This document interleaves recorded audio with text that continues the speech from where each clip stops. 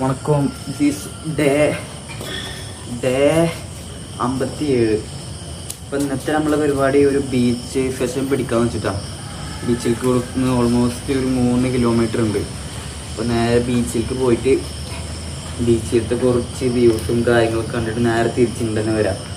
അതൊരു അടിപൊളി തെറാപ്പിയാണ്. നമുക്കെന്നാ അന്ന് അത് പിടിക്കാമെന്ന് വെച്ചിട്ടാണ് ഞാൻ വിചാരിക്കണത്. ഇന്നത്തെ പരിപാടി. പിന്നെ ഒരു ട്രിക്ക് പറഞ്ഞുതരാ. നമ്മളെന്തെങ്കിലും ഹാർഡ് മൂഡ് വരുമ്പോഴേ ഹാർഡ് തിങ്സ് ചെയ്യാം. ഓടുന്ന പരിപാടി ഉണ്ടല്ലോ, വൺ റിലീഫാട്ടോ, ഒന്നും പറയണ്ട. നമ്മൾ മസിൽ വളരില്ല എന്ന് മാത്രമേ ഉള്ളൂ, ബാക്കിയുള്ള മൈൻഡിന് വേണ്ട എല്ലാ സംഭവം ഇതിലുണ്ട്. മൈൻഡിന് വേണ്ട സംഭവം കിട്ടിക്കഴിഞ്ഞാൽ പിന്നെ പോരെ മസിൽ ഉണ്ടാക്കാനുള്ള ബുദ്ധി. ഇതപ്പോൾ പണി. അപ്പോൾ എന്തെങ്കിലും തരത്തിലുള്ള സിറ്റുവേഷൻ ബാഡൊക്കെ തോന്നിച്ചെങ്കിലേ ഡു സ്റ്റാർട്ട് റണ്ണിങ് ബ്രോ. അടിപൊളി മൂടാ. നാച്ചുറലി വെച്ചിട്ട് ഏറ്റവും ബെസ്റ്റ് നിങ്ങൾക്ക് അറിയില്ല, എന്തായാലും ബെസ്റ്റ് സംഭവമാണ്. അപ്പോൾ running is for mind, weight lifting for body. അപ്പോൾ ഇത് രണ്ടും കൂടി ചെയ്യേണ്ടതെങ്കിൽ super body super mind you can achieve.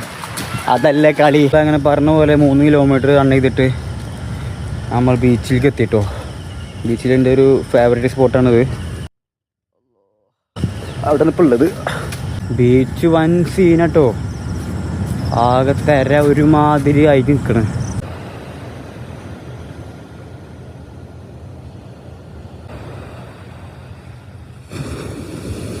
ബോട്ടൊക്കെ ഇങ്ങനെ വെള്ളം തൊട്ടിട്ടാണ് പോണത്. നമുക്കിങ്ങനെ വെള്ളത്തിൽ ഇരുന്ന് പോണ പോലെയാണ് അവർ പോണത്.